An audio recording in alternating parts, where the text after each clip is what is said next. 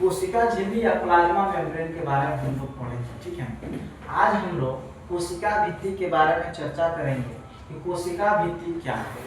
तो पादप कोशिकाओं के चारों ओर एक मोटे और कड़े आवरण द्वारा घिरी होती है। इसी आवरण को हम क्या कहते हैं? कोशिका भित्ति कहते हैं।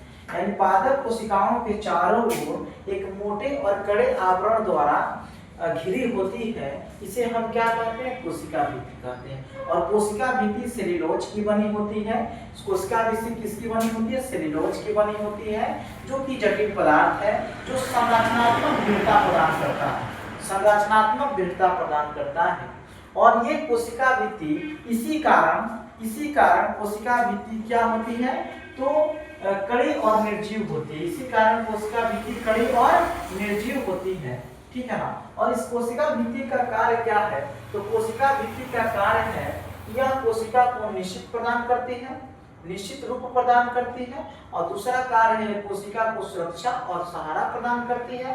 तीसरा है, यह कोशिका झिल्ली की रक्षा करती है।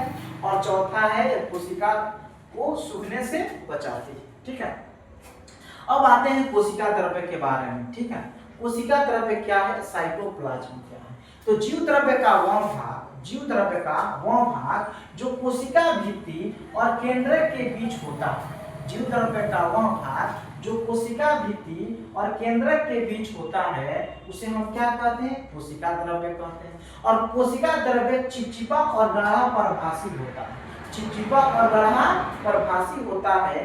कोशिका द्रव्य में अनेक अकार्बनिक पदार्थ जैसे खनिज, लवण और जल तथा कार्बनिक पदार्थ जैसे कार्बोहाइड्रेट तथा वसा, प्रोटीन आदि मौजूद होते हैं, जो निर्जीव होते हैं। जो क्या होते हैं? निर्जीव होते हैं। ठीक है ना। चलो।